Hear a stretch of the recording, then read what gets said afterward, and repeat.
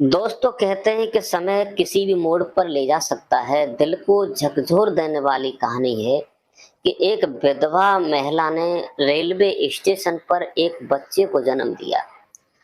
आखिरकार ऐसे कैसे हुआ, ये कहानी सत्य है या असत्य है, इस कहानी को आप सुनेंगे तो आपके रोंगटे खड़े हो जाएंगे। आप सोचेंगे कि आखिरकार उस विधवा को कोई जगह नहीं मिली, एक रेलवे स्टेशन पर आकर के बच्चे को जन्म दिया। नमस्कार, प्रणाम। मैं हूं प्रेम यादव। ये सच्ची घटना लेकर के मैं आया हूं। ये कहानी आप सुनेंगे तो आपके होश उड़ जाएंगे। ये कहानी मनोहरपुर झारखंड की कहानी है। इसे आप सुनेंगे तो आप सोचेंगे आखिरकार ऐसे कैसे हुआ, उस विधवा के साथ ऐसा किसने किया और वो विधवा ने एक रेलवे स्टेशन पर आकर के बच्चे को जन्म दिया। अगर हमारे चैनल पर आप नए हैं तो चैनल को सब्सक्राइब करें, वीडियो को लाइक करें, ये कहानी अवश्य पूरी सुनें, क्योंकि आजकल हमारी बहन बेटियों के साथ अक्सर कर ऐसा ही हो रहा है। दोस्तों, इस कहानी को आप सुनेंगे, अपने परिवार में अवश्य बताइए, क्योंकि ये कहानी एक पारिवारिक है। एक गरीब लड़की के साथ ऐसा हुआ। दोस्तों, झारखंड की रहने वाली, जिसका लड़की का नाम था सावित्री बाडरा। सावित्री बाडरा एक गरीब परिवार से थी, ज्यादा पैसे वाला परिवार नहीं था, लेकिन इसने अपनी मर्जी से लव मैरिज किया। जो उड़ीसा में कटक पड़ता है, वहां का एक लड़का था आजाद समद, उससे शादी की। शादी करने के बाद क्योंकि माता पिता की भी इच्छा नहीं थी, इसने लव मैरिज की थी, प्रेम विवाह किया। विवाह किया, माता पिता ने इनकार किया, लेकिन वो नहीं मानी और उस लड़के से सावित्री बाडरा ने शादी कर ली। शादी करने के बाद अपने ससुराल आ जाती है उड़ीसा। तो अपने पति के साथ खुशहाल जिंदगी जी रही थी। आजाद भी उसे बहुत प्यार करता था। आजाद इतना प्यार करता था कि हर वक्त अपनी आंखों के सामने सावित्री को रखता था। दोस्तों, 1 डेढ़ वर्ष हुए हैं शादी को होने के बाद, और वो प्रेग्नेंट हो जाती है, गर्भवती हो जाती है, जिसके पेट में लगभग 4 महीने का गर्भ होता है। लेकिन कहते हैं कि भगवान को जो मंजूर होता है, ईश्वर को जो लीला करनी होती है, वो करते हैं। उसके चलते लगभग 4 महीने के गर्भ के बाद उसके पति आजाद समद का एक दुर्घटना में, सड़क दुर्घटना में उसकी मौत हो जाती है और सावित्री विधवा हो जाती है। पति की मौत की सुनने के बाद सावित्री को होश नहीं रहता कि मैं क्या हूं, क्या कर रही हूं, मेरा कौन है, क्योंकि इतनी परेशान हो जाती है बेचारी। उसके बाद में उसका क्रियाक्रम किया जाता है और उसके ससुराल वाले सावित्री के पहले से ही खराब थे। 13 दिन पूरे नहीं होने पर उसके ससुराल वाले उसे ताने देने लगे, सास गालियां देने लगी बेहूदी। तूने ऐसा किया जो मेरे बच्चे को खा लिया, अब तू विधवा घूम रही है और ये बच्चा भी तेरा कौन सहारा बनेगा, हमारे घर में तेरे लिए कोई जगह नहीं है। दोस्तों, उस लड़की को इस दुख में, इतनी विपत्ति में वो गिड़गिड़ाती रही, बोली सासू माँ, ये बच्चा पल रहा है, मेरे पति का है, किसी और का नहीं है। लेकिन उसे धक्का मार करके उस लड़की को और उड़ीसा से निकाल दिया गया। जब ससुराल से निकाल दिया गया तो उसने सोचा, और अब मैं अपने घर जाऊंगी, अपने पिता के यहाँ झारखंड। कहते हैं कि लड़की के लिए 2 घर होते हैं, एक माता पिता का घर होता है, ससुराल होता है, 2 घर होते हैं। अगर ससुराल में बिगड़ जाए तो मैके में रहने लगती है, और मैके में बिगड़ जाए तो ससुराल में रहने लगती है। अगर दोनों ही घर में बिगड़ जाए तो उसे कहीं ठिकाना नहीं मिलता। दोस्तों, यही सावित्री के साथ हुआ।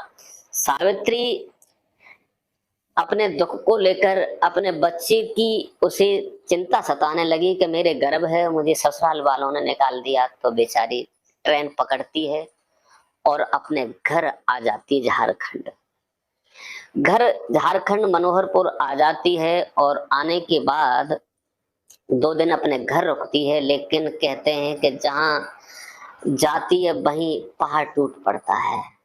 जहीं जाती है वहीं पहाड़ टूट पड़ता है। जैसे ही अपने मायके पहुंची तो मायके वालों ने भी उसे फटकार दिया, उम्मीद उसकी वहां से भी टूट गई।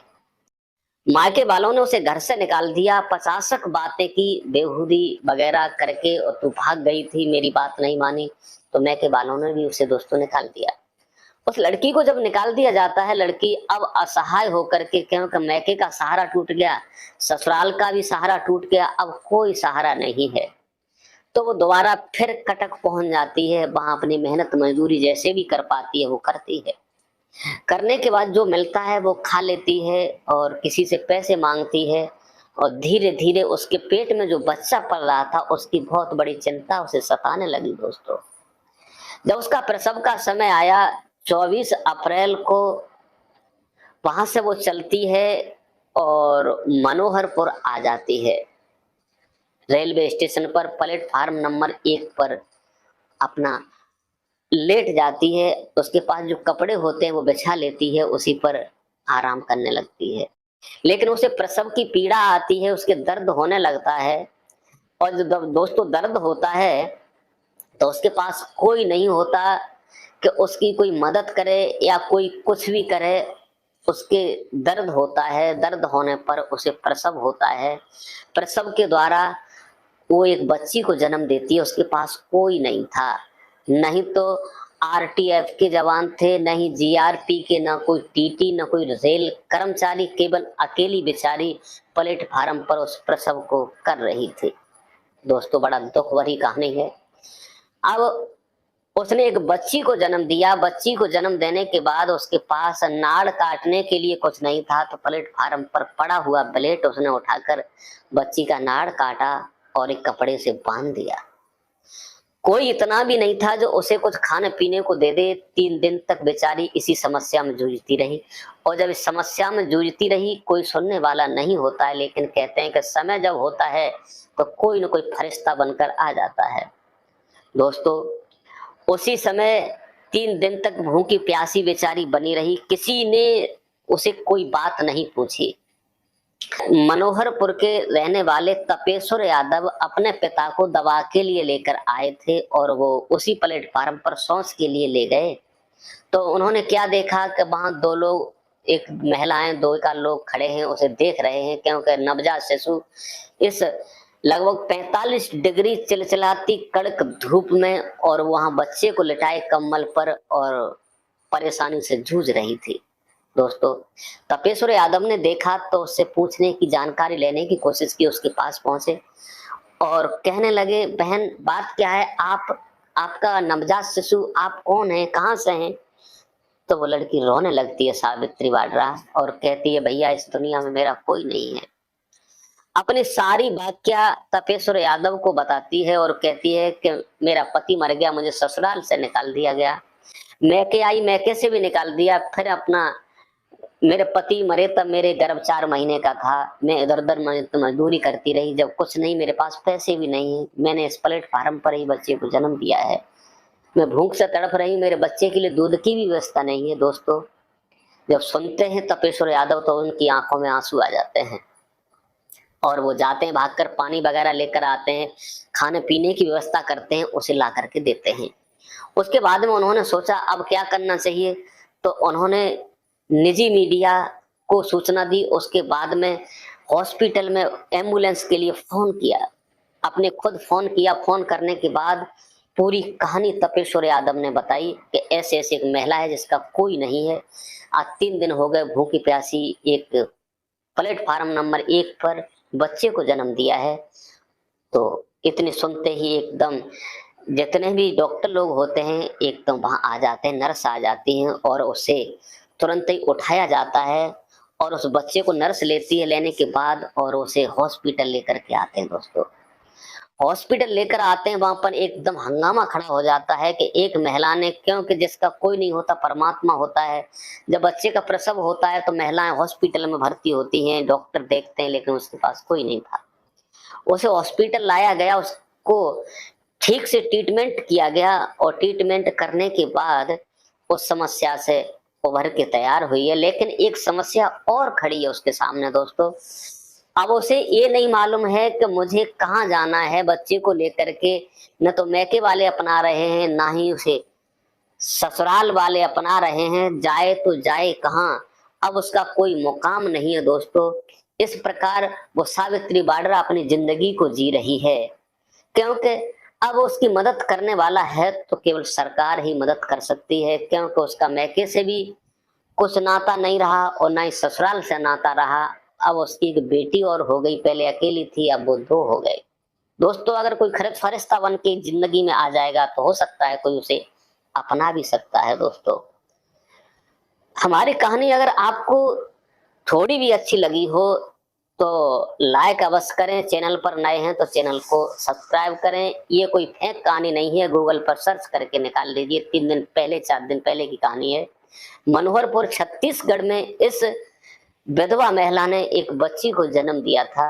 अगर हमारी कहानी अच्छी लगी हो तो बस यही है कि अच्छी सी एक लाइक और कमेंट जरूर करें। इस कहानी को सुनाकर किसी को परेशान करना नहीं है, किसी का दिल दुखाना नहीं है, किसी को टॉर्चर करना नहीं है। केवल आप लोगों को जागरूक और सचेत करना है, क्योंकि आखिरकार ऐसा होता है, अगर उसने कदम उठा लिया तो ससुराल वालों ने उसे घर से निकाल दिया। ऐसा नहीं होना चाहिए था। दोस्तों, आजकल बहन बेटियां इसी के शिकार ज्यादा हो रही हैं, क्योंकि अपनी राजी बाजी से शादी करती हैं, फिर वहां भी परेशानी मिलती है। इसलिए ऐसा कदम पहले मत उठाइए। माता पिता की इज्जत को धूमिल मत कीजिए जो तुम्हें बैठने के लिए जगह ना मिल सके। आज के लिए बस इतना ही। नमस्कार, जय हिंद, जय भारत। मिलते हैं नेक्स्ट वीडियो में, तब तक के लिए राधे राधे।